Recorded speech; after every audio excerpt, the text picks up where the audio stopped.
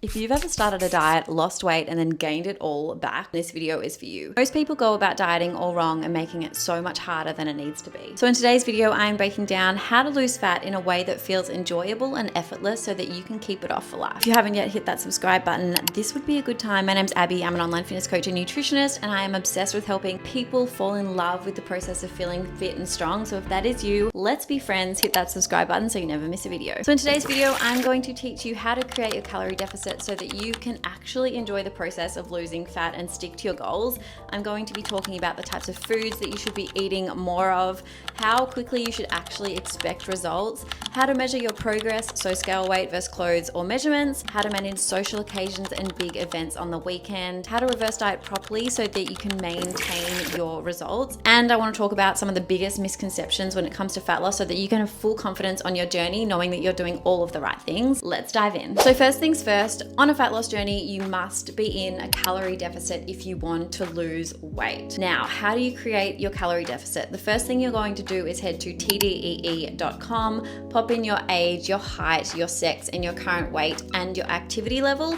And this is going to spit out a rough estimation of your maintenance calories. Now, this is the amount that you burn throughout the day and also your energy expenditure.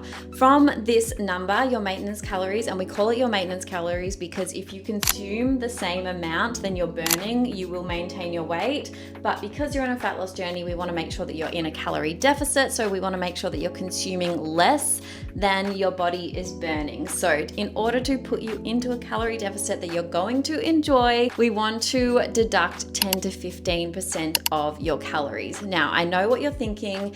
That doesn't feel like a lot, but this is the way you're going to stay on track, because what happens when you drop your calories so low, you become tired, you become hungry, and you're far less likely to actually stick to your deficit long term. So we want to create a calorie deficit that you enjoy, that allows you a little bit more food. And one of my favorite quotes that I actually made up myself is the goal is not to eat as little as possible in order to lose weight. The goal is to be able to eat as much as possible and still lose weight. So please trust me on this. Yes, your results are going to be slower, but slow fat loss is good fat loss, because that is the type of fat loss that you will be able to maintain for life. So you've got your maintenance calories, you're going to deduct by 10 to 15%, and we are going to create a MyFitnessPal account and start tracking your calories. The best way that you can do this is weigh out your foods and also make sure that you're tracking your protein and your macros as well, so your carbs and your fats. When it comes to fat loss,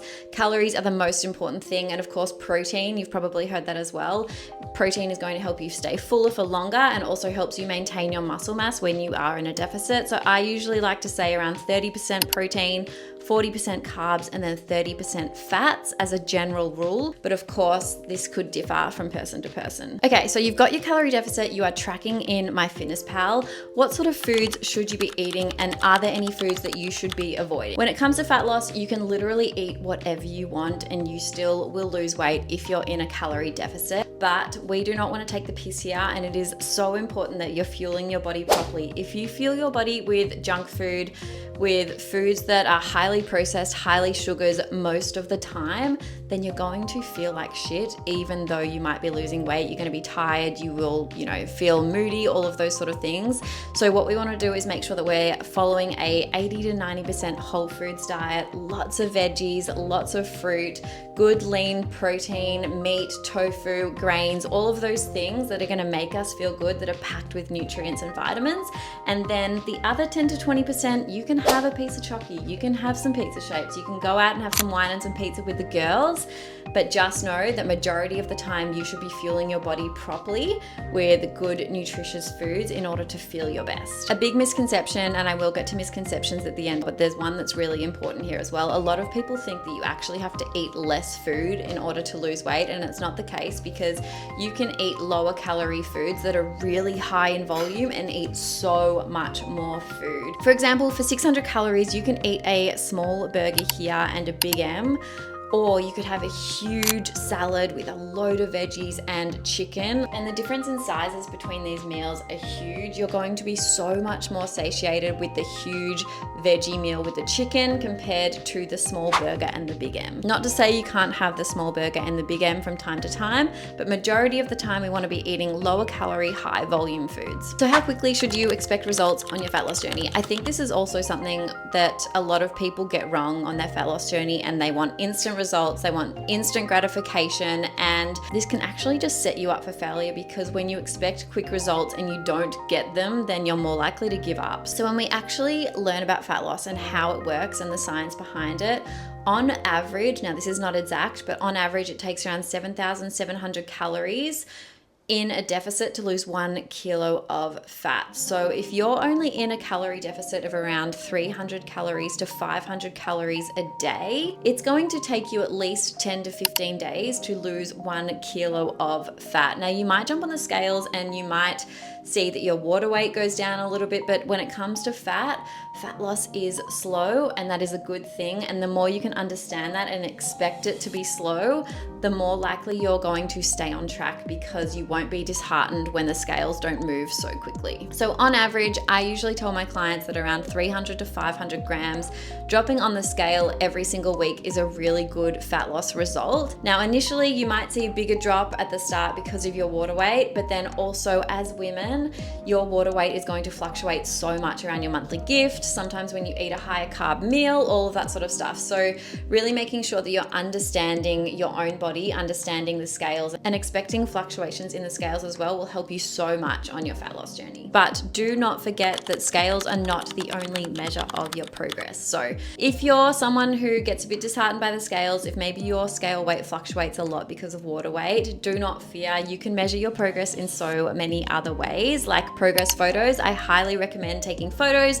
front, back, and side so that you can see the difference in your body and how it is changing as well. You can go off how clothes fit. So if you've got an old skirt or a dress that you maybe don't fit into, it could be really fun to, pop this on every couple of weeks and see if it fits a little bit better. Another way, of course, is measurements. So you can measure all of the main places like your belly button, your hips, your breasts, your biceps, your thighs as well. And then the last way, of course, is just how you're feeling. You could document your mood and document how you're feeling in a journal perhaps, and just track that, because that is the most important thing. No matter what the scales say, if you're feeling good in yourself and in your skin, that is the best possible way that you can track your progress. Okay, so another big thing that a lot of my clients come up against every single weekend is how to manage social occasions when you're on a fat loss journey. And it is something that can be quite tricky. Do not get me wrong, it is not impossible, but you cannot be going out every single weekend and getting absolutely smashed and still expect to feel good, still expect to feel strong-minded and, excited and motivated on your journey, and still expect to see the scales drop. It's just not going to happen. Alcohol makes it very, very hard. Sorry, it's not going to happen unless you don't eat food, which we don't want to do either. So when it comes to losing weight, something has to give. You cannot be out and about every single weekend living your best bloody life and drinking all the margies and everything. It's just not a vibe, because one, it's going to really hinder your fat loss journey, but also it's just going to impact your mindset and your motivation as well. You're far less likely to go to the gym and all of that sort of stuff. So what you want to make sure that you're doing is picking and choosing your social occasions, the ones, that are really important to you, the big weddings, the hens, birthday, things like that. Of course, go have a great time. But then every now and then, I highly recommend having a weekend in, having a wholesome, booze-free weekend. It's just really going to help you on your journey. But there are two ways that we can manage your social occasions as well. And the first one is calorie banking. So basically, what we want to do here is add up your weekly deficit goals. Say your deficit goal for the day is 1,800 calories. You can time this number by 7 days and get your total calories for the week. And then you can adjust your days depending on what you have. So on a Saturday, if you've got a big wedding and big occasion, you can actually leave like 2,500, 3,000 calories for that day, and then divide the rest of your week up evenly. And then that way you can stay in your calorie deficit for the total for the week. Another technique that I often recommend my clients is just eating maintenance one day. It's not going to hinder your progress. Give yourself a little bit of extra food to enjoy that social occasion. It is so much more important that you enjoy life and you get out and about and do all of these things and you're not missing out on these things every now and then. And if that just means eating at maintenance one day, it's not going to hinder your progress. The only thing that it will hinder is if that one day turns into a surplus and then you get boozy, and then that one day turns into 2 days and 3 days and 4 days and 5 days and you like write off the week because you've had that one day. So we really want to avoid that happening, but allowing yourself one day at maintenance for a Saturday, for example, and then the rest in a deficit will still mean as a whole of that week, you will have been in a deficit. Yes, the scales might slow down a little bit just for that week, but that is okay because living your life is far more important. Okay, another big thing that we need to talk about here is reverse dieting. So a lot of people do not reverse diet properly out when they have reached their goal weight, and basically that just means adding on calories every single week until you reach your maintenance again. So when you lose weight, it depends how much you've lost as well. Your metabolism naturally actually slows down because you're a smaller unit now and you require less food, and you also just burn less energy at rest because you're smaller. So actually, what I recommend doing is working out your new maintenance once you're at your goal weight, and this will obviously vary from person to person. And then what you want to do is find your deficit and your new maintenance, and then work up back to your new maintenance by adding around 50 calories to 100 calories every single week until you're at your maintenance. Then once you're at your maintenance, continue tracking in MyFitnessPal just to make sure that that is your maintenance. Focus on high volume food still, focus on a lot of protein, and track that for a while just so that you know that you can maintain that weight at that maintenance calories. And then once you're at your maintenance calories and you have full confidence, you can just be calorie aware and you don't really need to track in MyFitnessPal anymore. All right, and then lastly, we're going to talk about some of the biggest misconceptions about fat loss. And the first one being is that you need to cut out carbs or need to cut out any sort of food group in order to lose weight. Like I said before, we want to make sure that we're eating high volume, high nutritious foods, but carbs are not the enemy. Carbs will not make you gain weight. They are your main source of energy, and you actually need them to feel good, to have energy, and to thrive. So please do not cut out carbs. Potatoes are like literally the most satiating food in the world, and I highly recommend eating more potatoes if you're on a fat loss journey because they will help you stay full, and that way you're much less likely to snack. The biggest reason that people demonize carbs is because when you eat carbs, they actually make your body store onto water weight. So if you jump onto the scales the next day, your total weight is gonna jump up, obviously, but it's not fat, it's literally water in your body. And that's the same when you cut out carbs, you drastically lose water weight, which people confuse with fat. So they think that cutting out carbs is the answer because they lose so much weight on the scales, when in fact it's actually not fat, it's water weight. Another misconception about fat loss is actually about fat loss versus muscle gain. Now, these are completely different things. You cannot lose fat and gain muscle at the same time. Losing fat requires a calorie deficit, and gaining muscle actually requires a calorie surplus. So it's pretty impossible to do these things at the same time. Just know that if your scale weight is not moving, it is highly likely not actually in a calorie deficit, or maybe you're holding on to water. But gaining muscle and losing fat require completely different ways of eating, and you actually need to be eating a lot of protein as well, and being in the gym and lifting a specific way in order to gain muscle. Another misconception is that one bad meal or one day of eating a little bit more will ruin all your progress. And it's just not the case. Just like one salad will not instantly make you thin, one burger is not going to make you gain weight, or one day eating a little bit more. So the best thing that I can remind you is of the 7,007 calorie rule.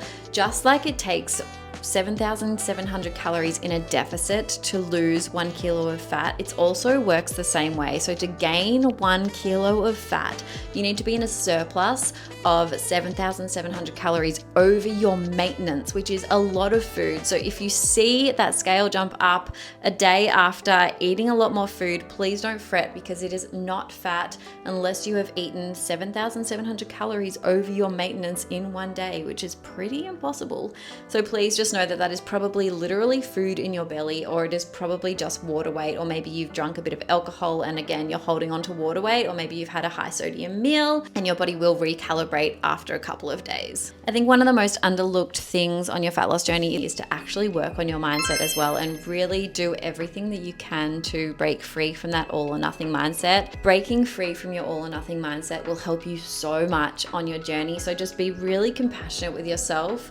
Just be really realistic about the time frame that you're expecting results, and keep going no matter what, because the last thing we want you to do is feel like you want to throw in the towel because you're not seeing results fast enough, or maybe you do eat a little bit more and you feel like a failure because those scales actually jump up one day, but it's not actually fat, it's probably just water weight or literal food in your body. And just trusting that if you keep on track with your calorie deficit and do not expect to be perfect. Sometimes I always say to my clients, you're more likely to take 10 steps forward and then maybe like 5 backwards, and then 10 steps forward again and 5 backwards. And that's okay, because you're human and life happens, and there's going to be weeks where you can't get to the gym and when you can't track because your kids are sick or something like that, or you get sick and you can't give it your all. But that's okay, because you just want to focus on being 1% better every single week and just not giving up when there's roadblocks, making sure that your mindset is strong enough for you to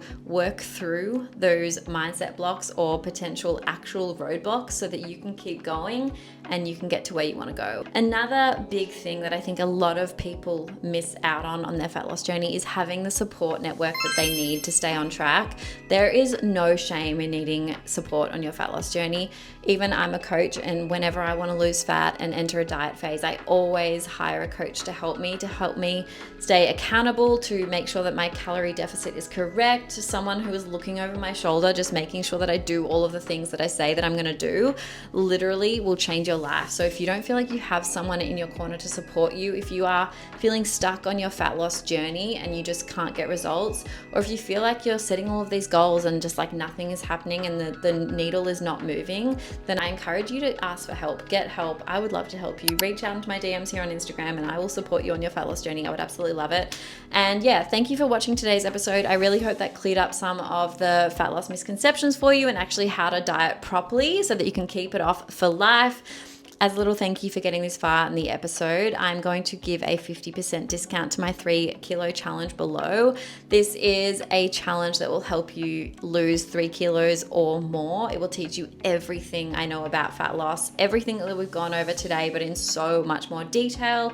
I will give you your calories and your macros. You have access to my app for 4 weeks, which is really, really fun. And yeah, it's just the perfect place for you to start if you're feeling really lost and you need that extra support on your fat loss journey. So head to the link below and you can sign up. Again, thank you so much for watching. Come and follow me on Instagram at abbyj_pt. I would love to connect with you, and make sure you hit that subscribe button so you never miss a video. See you soon.